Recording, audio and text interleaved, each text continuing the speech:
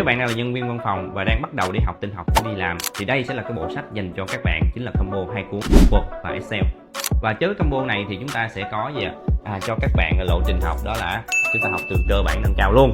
Trong đây sẽ có kèm video cũng như bài tập thực hành cho các bạn. Thì sách này sẽ viết theo hướng là chúng ta học từng bước luôn.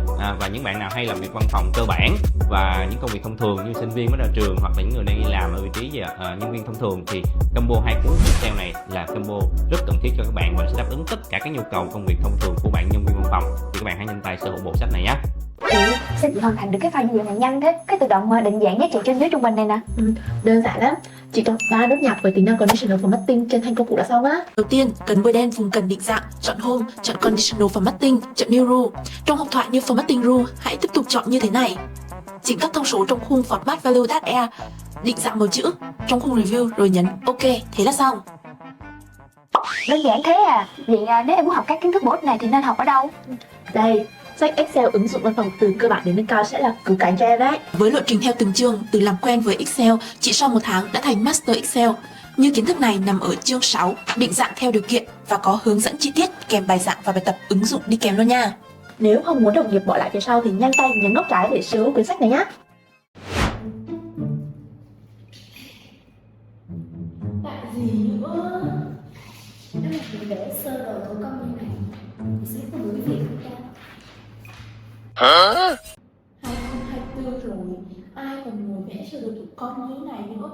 Vừa không đẹp mắt, vừa thiếu chuyên môn.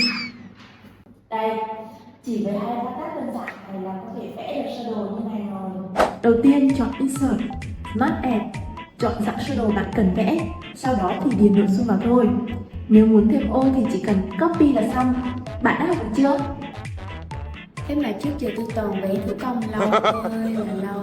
Nếu cậu muốn biết thêm nhiều định dạng hơn về Word hay các thủ thuật thì sở hữu ngay cuốn sách Word ứng dụng văn phòng từ cơ bản đến nâng cao này với lộ trình cụ thể được đúc kết từ giáo viên có nhiều năm kinh nghiệm đào tạo tin học, lối trình bày dễ hiểu, chi tiết, không lo mất nhiều thời gian tự học vì đã có combo bài giảng và bài tập thực hành đính kèm khi mua sách. Nếu muốn trở thành chiến thần Word, đây là thứ bạn không nên bỏ qua. Thật phiền phức khi bạn luôn hỏi đồng nghiệp những hàm cơ bản hay những công thức bình thường trong Excel.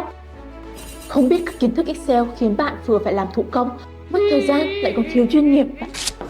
Vậy thì cuốn sách này dành riêng cho bạn, sách Excel ứng dụng văn phòng từ cơ bản đến nâng cao. Các kiến thức Excel từ cơ bản đến nâng cao được tác giả biên soạn trong một cuốn sách, phù hợp với nhân viên văn phòng muốn học thêm các kiến thức, cấp quản lý không có thời gian học tại trung tâm, hoặc là các bạn sinh viên muốn học thêm tin học văn phòng để đi xin việc. Lộ trình học chi tiết rõ ràng, hình ảnh minh họa cụ thể. Cũng đừng đắn đo, sợ rằng học mỗi sách sẽ khó tiếp thu thì video hướng dẫn và bài tập thực hành đi kèm sẽ giúp bạn có thể học mọi lúc, mọi nơi, vô cùng thuận lợi mà còn tiết kiệm thời gian. Giờ thì các bạn biết phải làm sao rồi đó. Chi tiết sách ở dưới giỏ hàng nha. Sếp, em định tăng lương. Được thôi, vậy em lọc số lượng từng sản phẩm ở cái bảng này giúp chị. Đơn giản, ở đây cứ dùng hàm cao ít là xong ngay. Cứ làm theo cái công thức này. Đó, sếp thấy chưa? Ok đó, vậy báo cáo cái bảng đó ra biểu đồ cho chị nữa đi. Để tạo biểu đồ dựa trên bảng biểu này thì đầu tiên chỉ cần bôi đen bảng này, sau đó nhấn vào Insert, chọn dạng biểu đồ và màu sắc chúng ta muốn. Vậy là tạo biểu đồ xong rồi nè. Sếp thấy không? Sao lần nào nhỏ này cũng vượt qua ai kiểm tra của mình vậy ta? Sao để biết được bí kíp của tôi? Ngày nào tôi cũng học trong cuốn Excel ứng dụng văn phòng từ cơ bản đến nâng cao này mà. Sếp còn bài kiểm tra nào nữa không? Được rồi, về đi rồi tôi tăng lương cho. Bạn lo lắng về công việc của mình thường bị chậm trễ chỉ vì kỹ năng Excel kém nhưng lại không biết học Excel từ đâu. Vậy hãy tham khảo cuốn sách này, Excel ứng dụng văn phòng từ cơ bản đến nâng cao với lộ trình rõ ràng. Sách hướng dẫn cho bạn chi tiết từng bước dễ hiểu kèm theo hình ảnh minh họa rõ nét. Người mới bắt đầu cũng dễ dàng tiếp cận. Ngoài ra, bạn còn có thể thực hành với bài tập và xem video hướng dẫn bất cứ khi nào. Yên tâm tự học tại nhà mà không bị bó buộc thời gian hay không gian. Hãy tham khảo sách ở phía bên trái để công việc của bạn trở nên dễ dàng hơn. Công việc thì nhiều mà kiến thức Excel lại hạn chế. mỗi ngày đều nhìn vào những bảng tính khiến bạn cảm thấy áp lực. Vậy cuốn sách Excel ứng dụng văn phòng từ cơ bản đến nâng cao này chính là giải pháp dành cho bạn.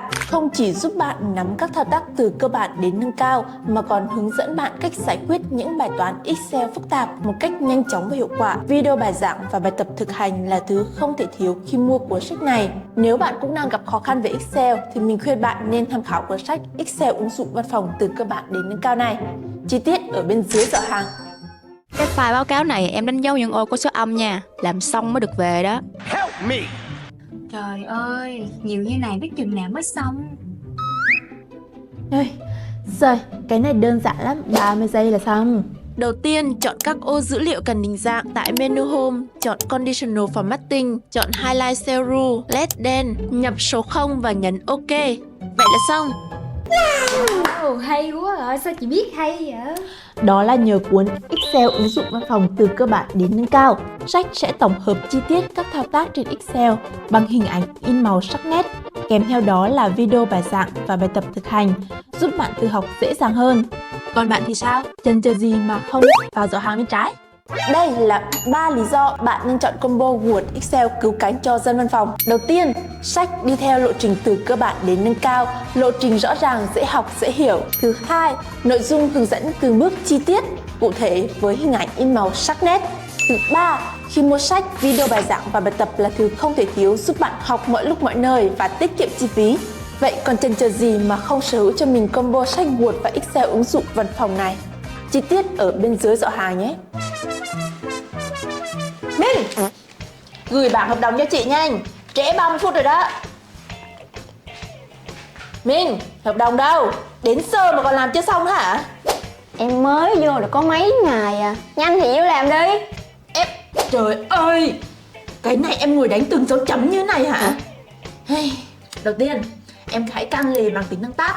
Sau khi đánh xong, em hãy double click lên tab và đặt cái hình thước.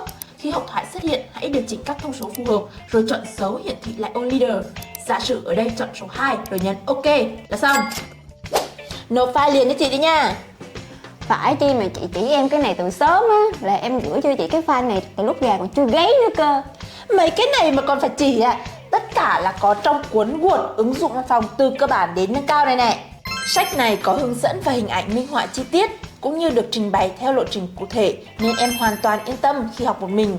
Còn có video hướng dẫn chi tiết từ thầy Nguyễn Quang Vinh nữa. Mà biết mua ở đâu chưa? Không trái màn hình á, cái này cũng phải chỉ á. Mới vô làm có mấy ngày, tiền đâu mà mua.